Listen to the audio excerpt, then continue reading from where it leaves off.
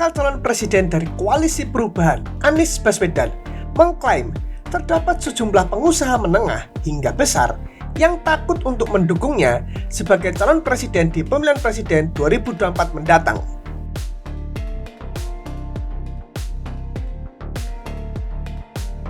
Anies pun tidak segan membongkar alasan para pengusaha hingga konglomerat yang pada akhirnya menolak mendukung dirinya.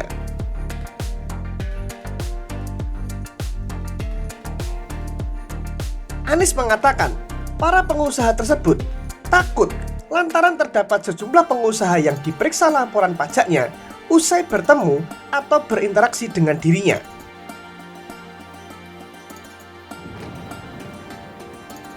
Anies menjelaskan, pemeriksaan pajak itu pernah terjadi kepada salah satu pengusaha yang sempat membantu aktivitas para relawan di sejumlah daerah.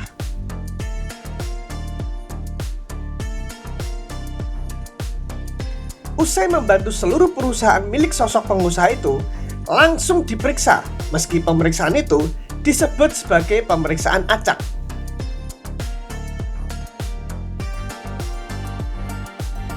Anies pun menyebut, kini para pengusaha yang membantu dirinya untuk menjadi calon presiden hanya didominasi oleh pengusaha kelas menengah dan bukan kelas atas.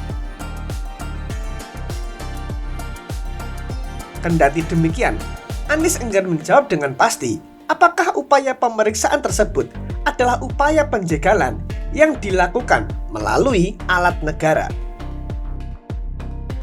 Kami untuk melakukan perubahan di Republik ini. Karena tidak mungkin kita kerjakan sendirian.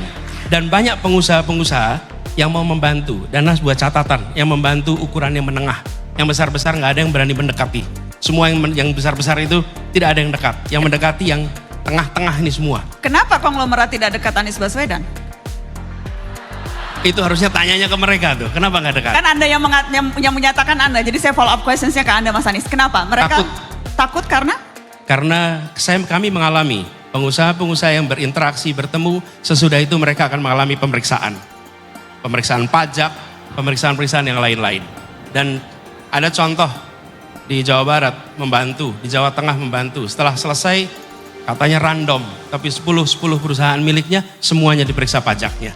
Yang katanya random. Apa yang terjadi? Takut orang membantu. Padahal yang mereka kerjakan bukan membantu saya. Mereka membantu relawan, membantu kegiatan untuk ada event, mereka membiayai semua di daerahnya masing-masing, bukan tempat kita. Mas Anies, supaya bayangkan yang besar. Supaya tidak suzon, saya mau minta klarifikasi. Jadi yang Anda katakan adalah Anda menduga alat negara digunakan untuk mengintimidasi orang-orang yang membantu pencalonan Anda. Apakah se-clear itu? Itu laporannya begitu. Alat negara? Ya.